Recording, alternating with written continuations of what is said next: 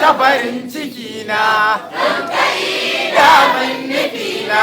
zarrabauta da wasu data na ga ƙofofin a buɗe inda ba a bauɗe-bauɗe sandalin wani rai ya shuɗe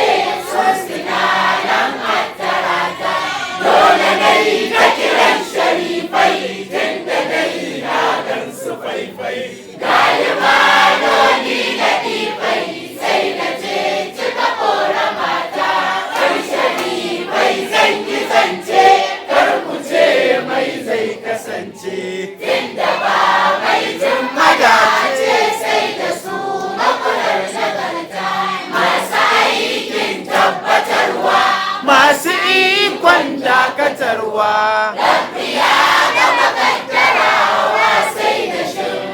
shimfiɗa ta babu rai in ba sharifai ba jiki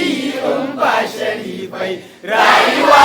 in ba sharifai babu mai gane irinta su sharifai sutura ce mai wadata mutum dala ce wanda din ya fitar ya mance arzikin su miji da mata su ake kallo a ɗauke duk masifu nan atake su kaɗai aka yi wa aike kunji tushen kaddara ta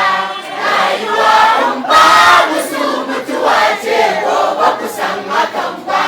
je ka tambayi malamin ka da nasu da nasu ba sa rufe ba banda su datin na masallatai sun rushe ban tsaya ba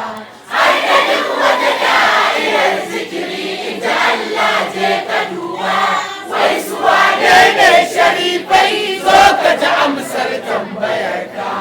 wata kasaitacciyar halarar Allah ce mara iyaka da take wanzar da iko da mulkin rabbi iya saninka ina ce rama da albarka da amincin da kaka su sharifai wasu ɗara Allah ce nan izuwa ma'aiki su suke iya buɗe kowace ƙofar sadarwa da baki su da yanke ma da kowace dama su ta rabo da ɗauki su kaɗai ke yi wa halitta gata ko mai kai ta ɗauki su kamshi ne duk inda ka ji suka san annabi yana nan su haske ne da sun zo komai zai bayyana a sandan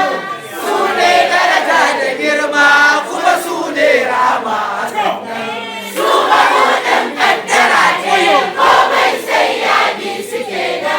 su sharifai rundunar Allah ce san ba a taɓa ta su makami ne na ƙare dangi amma gun magauta su wadatar ce gaba ɗaya don kuma su ne lamiyata su ne ramarani kaka gaba su ne layirata su yayan Fatima ne ita yar alƙiblar halittu Fatima ita ce ta kallon annabiran tashin matattu Fatima ita ce wasilar kowane rai matukar ya 'yantu